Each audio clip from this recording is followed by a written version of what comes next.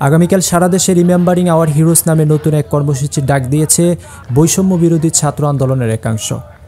আজ সন্ধ্যায় সংবাদ মাধ্যমে পাঠানো এক সংবাদ বিজ্ঞপ্তির মাধ্যমে এই কর্মসূচির কথা জানান বৈষম্য বিরোধী ছাত্র আন্দোলনের সমন্বয়ক রিফাত রশিদ। বিজ্ঞপ্তিতে বলা হয়, সাধারণ শিক্ষার্থী ও নাগরিকদের রাস্তায় ধরে মোবাইল চেক, হয়রানি ও নির্বিচারে গ্রেপ্তারের মতো মানবাধিকার লঙ্ঘনের ঘটনা প্রতিদিনের চিত্র। এছাড়া আগামীর বাংলাদেশ গড়ার কারিগর জাতির শ্রেষ্ঠ সন্তান বিশ্ববিদ্যালয়ের সম্মানিত শিক্ষক মণ্ডলীর উপর ক্যাম্পাসের ভেতরে হামলার ঘটনা ঘটেছে। এমনকি ঢাকা বিশ্ববিদ্যালয়ের লোকপ্রশাসন বিভাগের শিক্ষক শাহরিন আমিন মোনামি ও নুসরাত জাহান চৌধুরীর গায়েও হাত তোলা হয়েছে। এমন ন্যাক্কারজনক ঘটনার তীব্র নিন্দা ও প্রতিবাদ জানান তারা।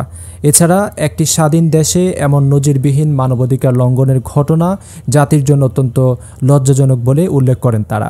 এমন ভয়ানক অন্ধকার পরিস্থিতিতে সারা দেশে ছাত্র জনতার উপর হামলা, মামলা ও শিক্ষকদের উপর ন্যাক্কারজনক হামলার প্রতিবাদে জাতিসংঘ কর্তৃক তদন্তপূর্বক বিচারের দাবিতে এবং ছাত্র সমাজের ৯ দফা দাবি আদায়ের লক্ষ্যে আগামীকাল বৈষম্য বিরোধী ছাত্র আন্দোলন এই কর্মসূচির ডাক দিয়েছে।